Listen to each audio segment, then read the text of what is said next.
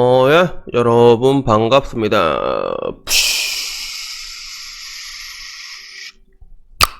어반입니다. 오늘은요, 가평계곡 익사 사건인가? 거기에 대해서 이야기를 한번 해야 될 것 같은 그런 느낌적인 느낌 있잖아요. 그죠?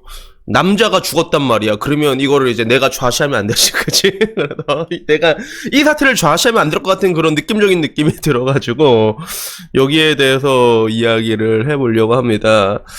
옛날에 지금은 고인이 되신 성재기 씨가 했던 말이 있거든. 누가 대통령이 되든 당신의 인생이 박살날 리는 없을 거다, 뭐 이런 식으로 얘기했어. 근데 네가 여자를 잘못 만나면 그 여자는 당신의 인생을 100% 박살낸다라고 얘기했는데, 지금 와서 보면 둘 다 틀린 말이 됐어.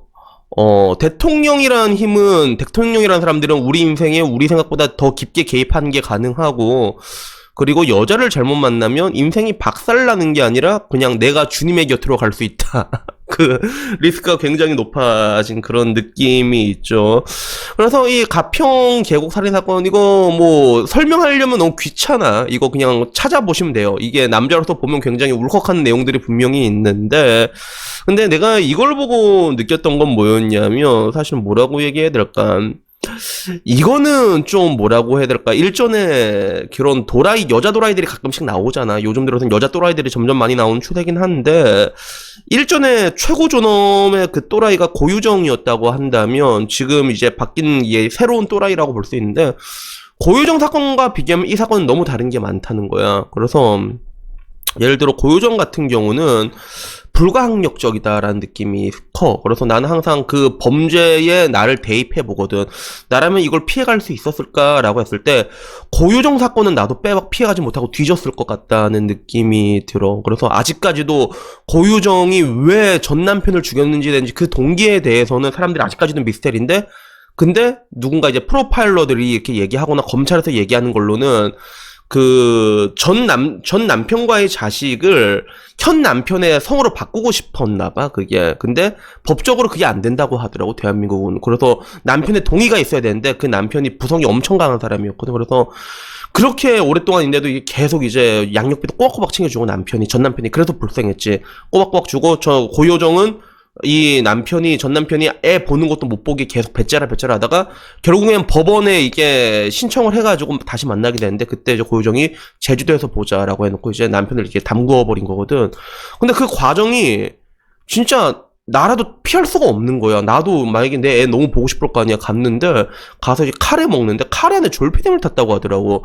먹으면 뻗는 거야. 그때 이제 해체당한 거지. 그때 이제 칼로 찌르고 이제 해체당한 거란 말이야. 그래서 고유정 같은 경우는, 야, 이건 나도 빼박 못하고 당했겠다 싶은 사건이, 그런 느낌이 있으며, 이번 가평 사건 같은 경우에는 이거는 피할 수 있는 요소가 너무 많았거든. 너무 많았어, 그게. 내가 봤을 땐 그래, 적어도.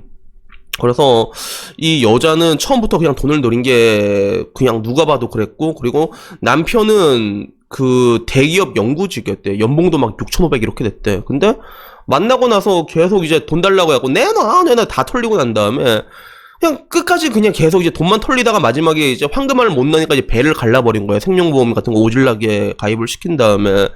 근데 이걸 봤을 때, 나라면 이걸 당했을까 하면, 나라면 진작에, 야, 이 미친놈이라고. 진작에 싸우고 이걸 엎었을 것 같거든. 그러니까 이제 궁금한 거지. 근데 저 사람은 왜 당했을까라는 그런 생각이 드는 거예요. 그래서 내 주변에 이거랑 그래도 가장 가까운 케이스를 하나를 꼽자면 하나가 있긴 있거든. 가장 가까운 케이스. 물론 그 형님 같은 경우는 와이프가 이렇게 배를 째거나 죽이진 않았단 말이야. 그렇진 않았는데, 근데 옛날에 내가 20살 때 좀 이렇게 나이 많은 형들이랑 좀 많이 놀았어요. 제가 20살 때, 20살 때 그때 한 뭐 32, 33 이런 형들이랑 많이 놀았거든. 물론 지금의 어반보다 한참 어린 형들이긴 하지만, 근데 그 중에 되게 착한 형이 한 명 있었어. 결혼도 되게 일찍 했는데, 그 형이 20대 중반에 결혼을 했는데, 누구랑 결혼을 했냐면 당시 7살 정도 연상이었던 누나랑 결혼을 했거든.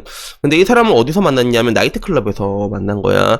근데 나이트클럽에서 만났는데 또 어디서 만났냐면, 보통 나이트클럽 만나면 손님 대 손님으로 만나는데 근데 이 사람은 진짜 옛날엔 D걸이라는 직업이 있었거든요, 여러분. D걸 처음 들어볼 거야. 그게 뭐냐면, 진짜 옛날 나이트에는 이렇게 막 이게 우리가 알고 있는 나이트랑 달리 진짜 봉 같은 거 있고 거기서 이제 춤추는 여자들이 있었어. 진짜 그 봉 같은 거 잡고 여자들을 막 러시아 애들도 막 한 번씩 막 잡고 춤추고 이런 애들이 있었거든.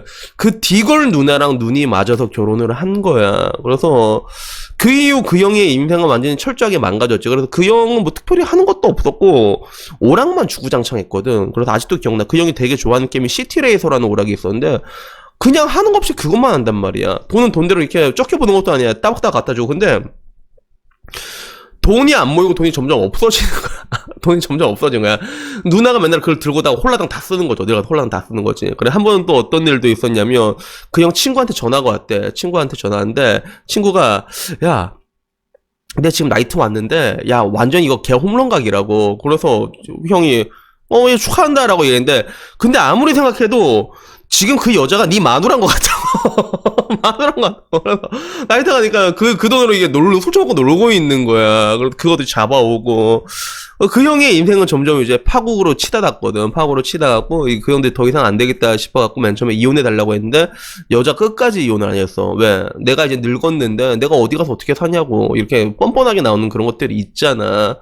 그래서 결국에는 그 형이 결혼을 20대 때, 25살 때 5천만 원인가 모아서 결혼을 시작했는데, 당시 32살인가 33살인데 이제 빚이 5천이 돼 있더라고. 돈이 안 나가지고. 제발 돈 주고 이게 헤어지자고 한번 얘기를 했는데, 근데도 끝까지 안 헤어져도 지금 그 빚이 더 많아진 거야.